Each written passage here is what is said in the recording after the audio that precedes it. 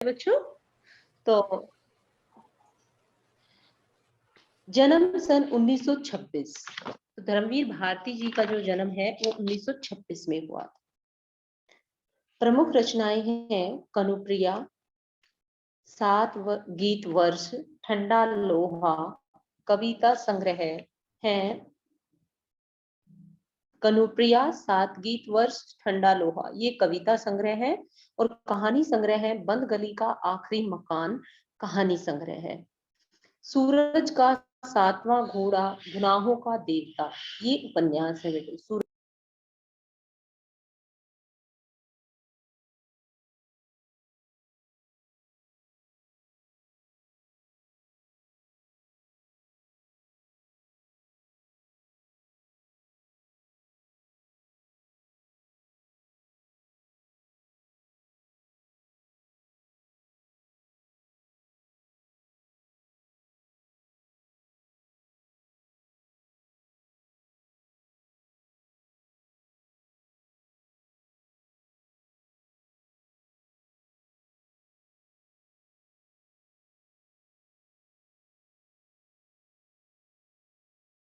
Hello hello we start again. Dharamvir Bharati ji के बारे में पढ़ रहे हैं हम, इनका साहित्य परिचय पढ़ रहे हैं बच्चों। लेसन है इनका, लेसन का नाम है काले मेघा पानी दे। तो सन 1926 में इलाहाबाद उत्तर प्रदेश में इनका जन्म हुआ है।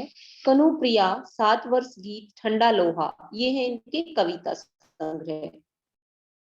बहुत सारी कविताओं का संग्रह करके एक जो है एक कविता संग्रह बना दिया जाता है, तो उसका नाम जो है अलग से रख दिया जाता है। तो इनके ये कविता संग्रह है बेटा कनुप्रिया, 7 गीत वर्ष और ठंडा लोहा। बंद गली का आखिरी मकान ये कहानी संग्रह है। सूरज का 7वां घोड़ा, गुनाहों का देवता ये है उपन्यास। अंधा युग, गीति नाट्य ये है। अंधा युग जो है उनका गीति नाट्य है। पश्यंती, कहनी अनकहनी, मानव मूल्य और साहित्य, ठेले पर हिमालय निबंध संग्रह। पद्मश्री, व्यास सम्मान एवं साहित्य के कई अन्य राष्ट्रीय पुरस्कार भी जो है इनको मिल चुके हैं। सन 1997 में इनका निधन हुआ। अपनी सहज प्रवृत्तियों को मारो मत, लेकिन उनके दास भी न बनो। कि जो हमारी सहज स्वाभाविक प्रवृत्तियां हैं उनको मत मारो, लेकिन उनके दास भी मत बनो। जीवन के सहज प्रवाह में उन्हें आने दो। जो हमारी सहज प्रवृत्तियां हैं उन्हें जीवन के सहज प्रवाह में आने दो। फलीभूत होने दो। फलीभूत मीन्स उनको फलने फूलने दो। पर यदि वे निरंकुशता से हावी होने लगे, यदि जो आपकी सहज प्रवृत्तियां हैं यदि आप उन पर वे आप पर हावी होने लगे, तो भस्म कर देने की तेजस्विता और आत्म नियंत्रण भी रखें। तो उन जो है सहज प्रवृत्तियों को अपने ऊपर हावी न होने दें। फिर उनको जो है दूर करने की भी आपके अंदर तेजस्विता और आत्म नियंत्रण होना चाहिए। कितनी सुंदर लाइनें लिखी हैं देखिए, कि अपनी प्रवृत्तियों को मारो मत, कि जो हमारी सहज स्वाभाविक प्रवृत्तियां हैं उनको मत मारो, लेकिन उनके दास भी मत बनो। लेकिन ऐसा भी नहीं होना चाहिए कि आप अपनी सहज प्रवृत्तियों के अनुसार चले, कि उनके दास बने, वे आपको अपने अनुसार चलाएं, ऐसा भी नहीं होना चाहिए। तो जीवन की सहज प्रवाह में उन्हें आने दो। जीवन का यदि प्रवाह सहज सुचारू रूप से आपका जीवन चल रहा है, तो सहज प्रवृत्तियों को जो है उनको फलने फूलने दो।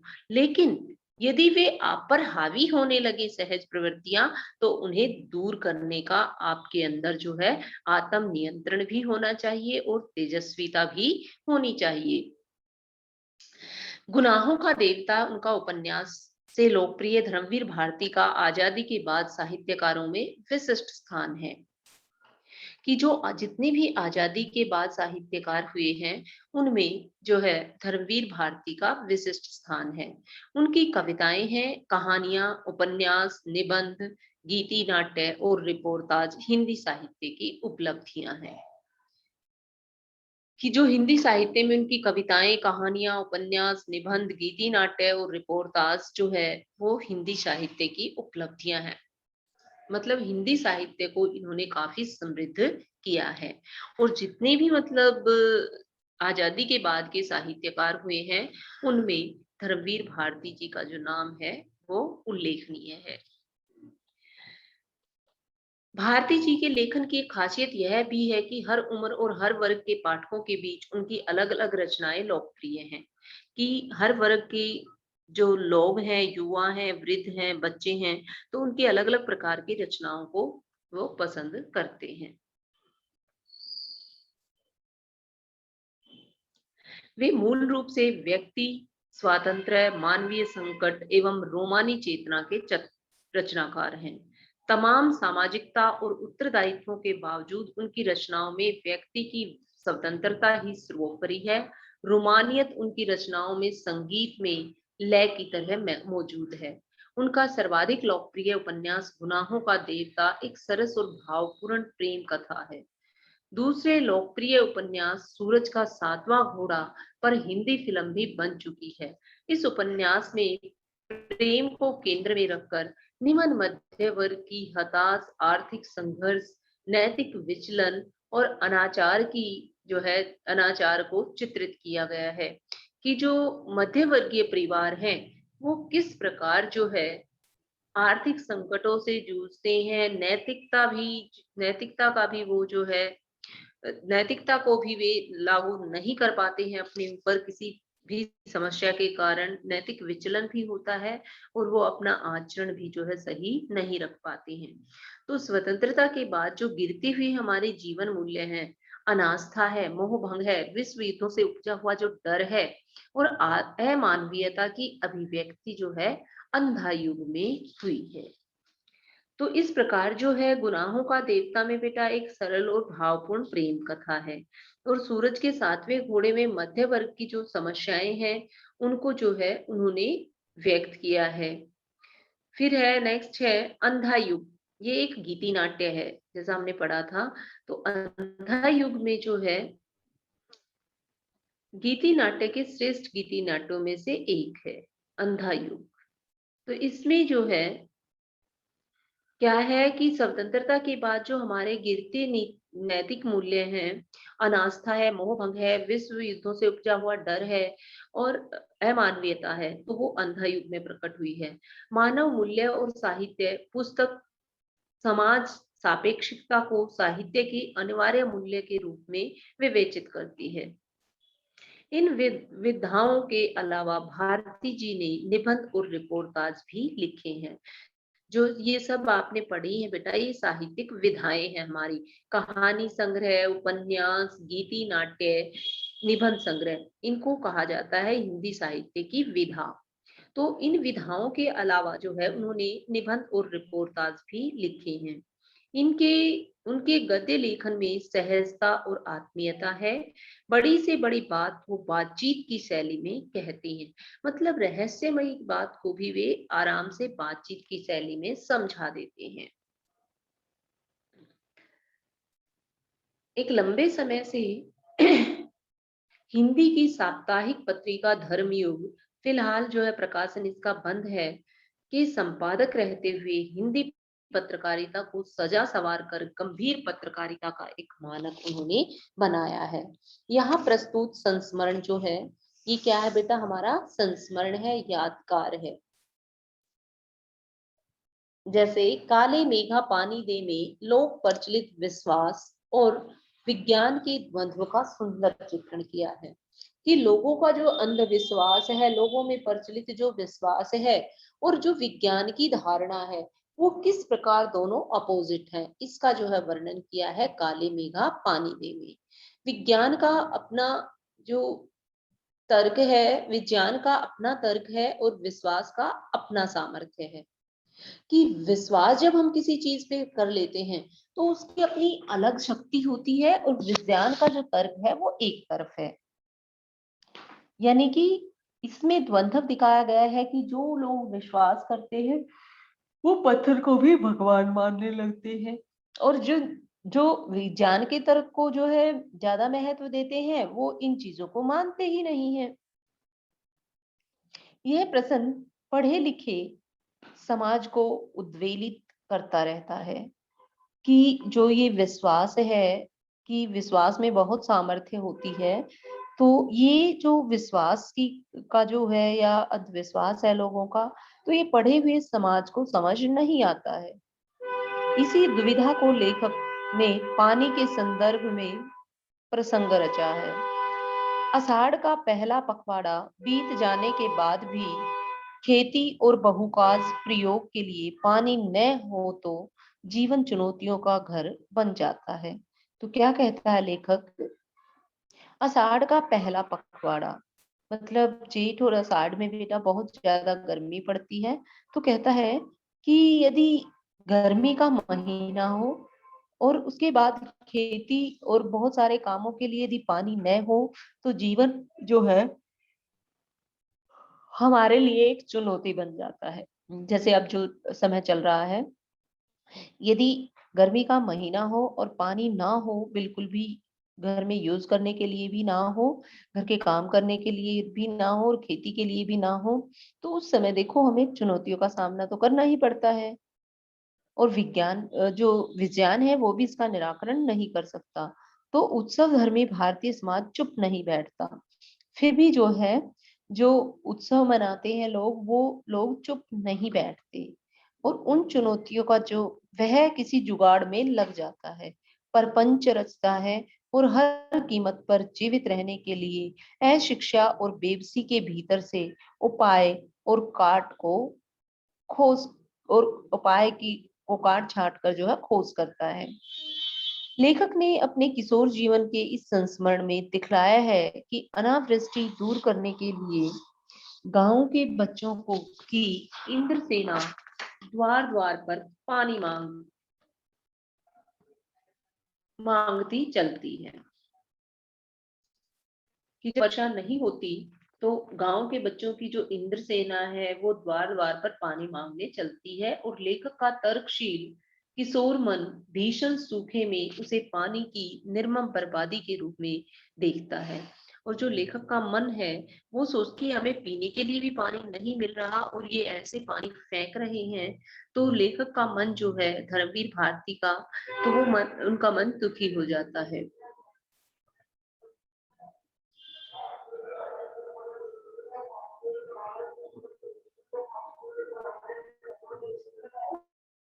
भौतिक सुख सुविधाओं से भरते रहने के बावजूद इस देश के जनमानस में ऐसी वैज्ञानिक दृष्टि जन्म पाना अफसोसजनक ही कहा जा सकता है।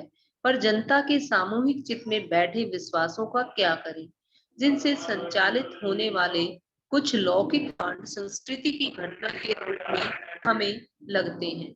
यदि वे विश्वास प्रत्यक्षतः जानलेवा या नस्ल जाति मजहब और लिंग के आधार पर किसी समुदाय के लिए हो, तब तो उन्हें अंधविश्वास कहकर उनका अतिशीघ्र निराकरण ही एकमात्र कर्तव्य है। यानी कि माध्यम से जो लेखक है वो ये कहना चाहता है, यदि मजहब के आधार पर किसी समुदाय के लिए यदि कुछ अपमानजनक है तो उसे जो है हमें बदल देना चाहिए, उसे रिमूव करना चाहिए। पर यदि कुछ विश्वास विज्ञान सम्मत न होकर भी उक्त तरह से हानिकारक न हो तो उनके साथ भी उसी प्रकार का प्रभाव उचित है। ऐसा करने में क्या हमारे सांस्कृतिक मन के खाली खाली हो जाने का नहीं है। विश्वास की भी तो एक रचना मात्र भूमिका हो सकती है। आपातकाल में निराशा दूर करने का या अधीरता को थामने अथवा चेतना को जोड़ने के अर्थ में अब सवाल रह जाता है कि बारिश के लिए किए जाने वाले तो भोले प्रयत्न किस कोटि के अंतर्गत आते हैं। कि जो बारिश के लिए ये बड़े भाले नहीं है, ये अंधविश्वास की कोटि में आते हैं। एक विश्वास लोगों का जो बना हुआ है उसकी कोटि में आते हैं।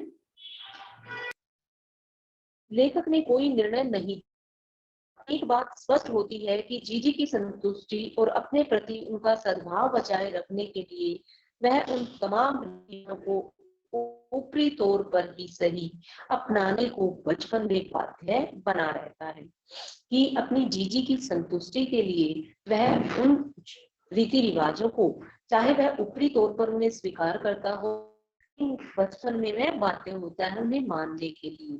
इसमें इससे क्या संकेत लिया जा सकता है? विज्ञान का सत्य या सहज प्रेम का रस या दोनों बड़े हैं। तो अब बेटा लेसन जो है हम स्टार्ट करते हैं। लेसन है हमारा काले मेघा पानी में। तो जैसा आप पढ़ चुके हैं कि एक तरफ विज्ञान की तरफ है और दूसरी तरफ विश्वास है या अंधविश्वास है। तो किस प्रकार दोनों में सामंजस्य किया जा सकता है, ये पाठ जो है इस बात पर आधारित है। उन लोगों के दो नाम थे, इंद्रसेना या मेंढक मंडली। जो लोग घर घर पानी मांगने आते थे जेठ के महीने में भी, तो उन के दो नाम थे, एक तो था इंद्रसेना और दूसरा था मेंढक मंडली। बिल्कुल एक दूसरे के विपरीत थे। जो लोग उनके नग्न स्वरूप शरीर, उनकी उछल कूद, उनके शोर शराबे, उनके कारण गली में होने वाले कीचड़ कांधों से चिढ़ते थे, वे उन्हें कहते थे मेंढक मंडली। उनकी आगवानी गलियों से होती थी, मतलब उनका गुजरना जो है गलियों से होता था।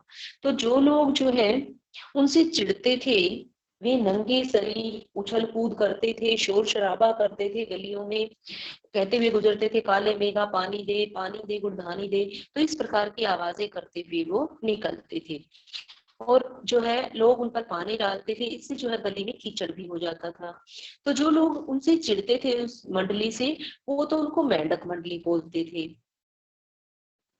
फिर क्या कहता है लेखक धनवीर भारती जी कि जो उनसे चिढ़ते थे वो तो उस मंडली को क्या कहते थे बेटा? मेंढक मंडली कहते थे। 10-12 वर्ष से 16-18 वर्ष के लड़के, सांवला नंगा बदन, सिर्फ एक जांघिया या कभी कभी सिर्फ लंगोटी।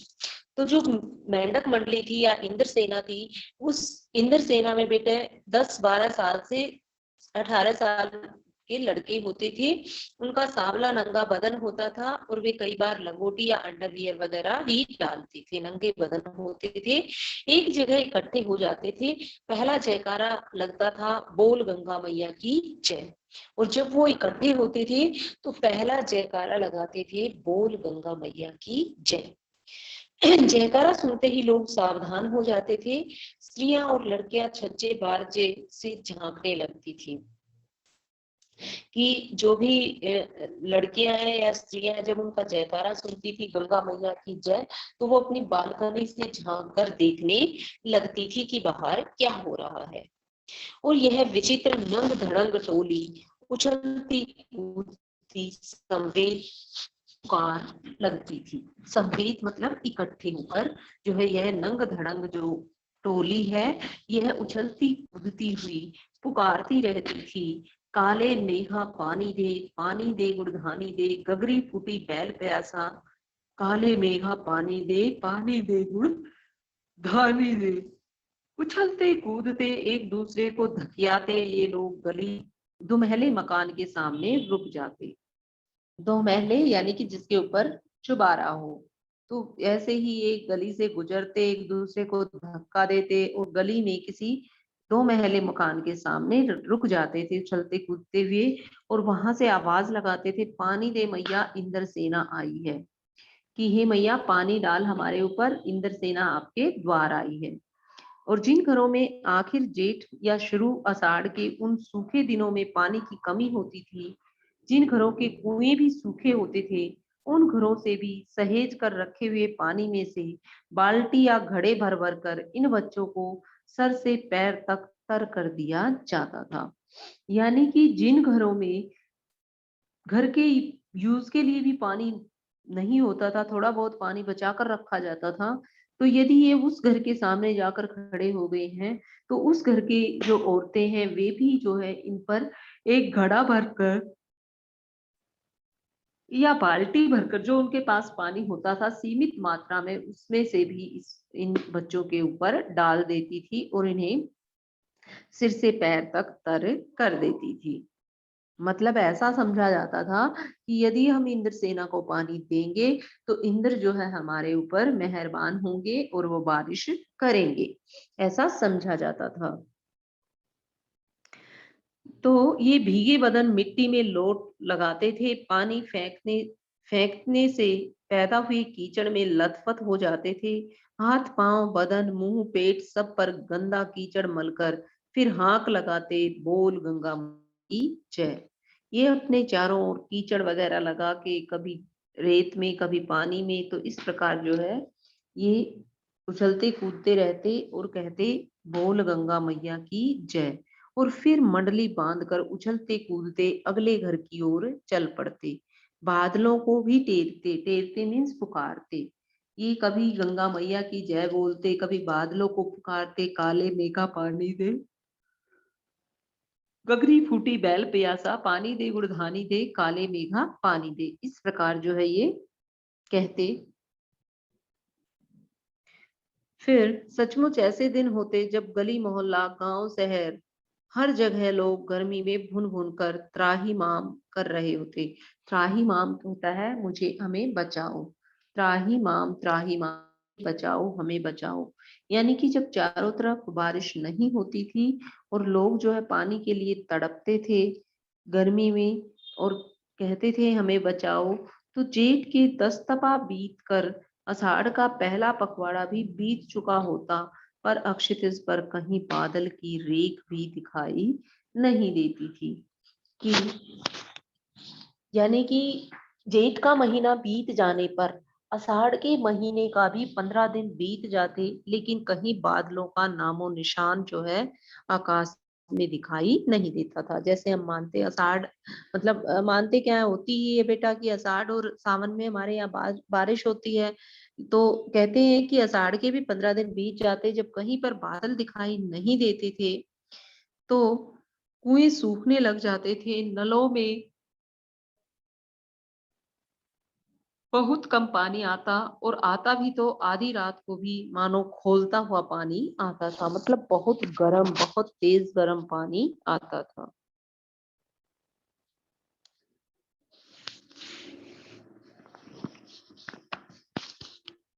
शहरों की तुलना में गांव में और भी हालात खराब होती थी।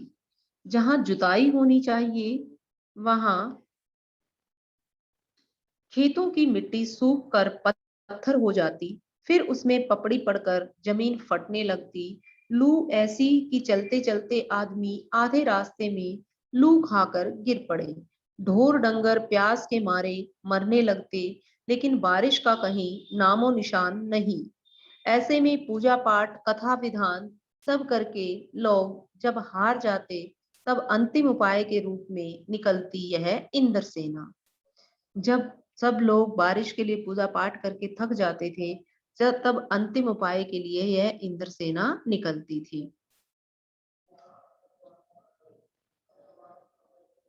कि अब इंद्रसेना ही जो है एक रास्ता है, अंतिम उपाय है बारिश करवाने का। वर्षा के बादलों के स्वामी है इंद्र, और इंद्र की सेना टोली बांधकर कीचड़ में लथपथ निकलती, पुकारते हुए मेघों को, पानी मांगते हुए प्यासे गलों और सूखे खेतों के लिए, पानी की आशा पर जैसे सारा जीवन आकर टिक गया हो।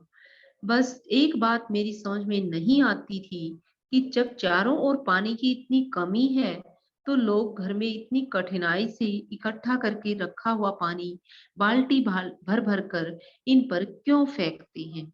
कैसे निर्मम बर्बादी है पानी की। यानी कि धर्मवीर भारती जी की सोच थी कि जब पानी की इतनी कमी है तो लोग बाल्टी भर भर कर इन पर क्यों डालते हैं।